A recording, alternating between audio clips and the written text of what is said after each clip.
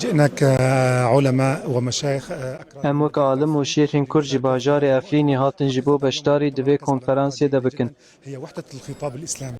فحقيقة نحن بعد الثورة وبعد کنفرانسی ایرو تکزی لسر 25 خالک فبراير گلک المنتصف باشکر الدينية که اوجی جاء یکیتیا اليوم گوتارا للميثاق، اسلامیه. وهذه الوحدة تؤكد على وحدة العلماء والمشايخ وطلاب العلم في كافة اف صفوفهم، میثاق من بينهم ایرو هات شبو تکزی الذين لسر أكراد یکیتیا عالم و وعلماء خوندکارن زانست الأكراد والشيعة لسرانسری بصفة عامة. سوریه بکه. لذلك نأمل أن تكون هذه الخطوة بمثابة لم آرمانجا شمل میثاق للآيات کمکرنا العلماء عالمان و یخستنا والقلوب دلنوانه العلماء حتى جبو تتوحد آواکرنا تحت بناء سوریه سوريا نو. الجديدة.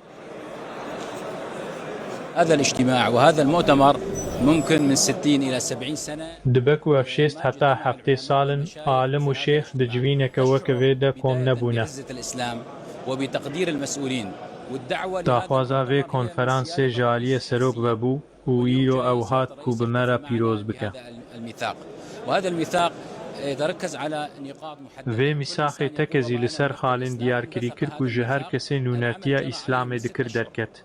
هذا الميثاق عمل عليه من 6 أشهر، اف وأمس شش كان مهن کو ختام کار لسر الختام دهات کرن دو ووافق داوی العلماء بو وكنا وزانه مشاركين لهب فيه کر و على امجیته المسافة ده الأخيرة، ربما بشتار على بون المسافة لسر الأخيرة. دستانین اليوم أيضا في داوی جلسة حوارية، ایروژی جلسة و حوارية نشتنک وختام، گفتگوی وبعد حیا ذلك و كلمة داوی سيادة ده الرئيس. بگوتاره که جناب سروک با.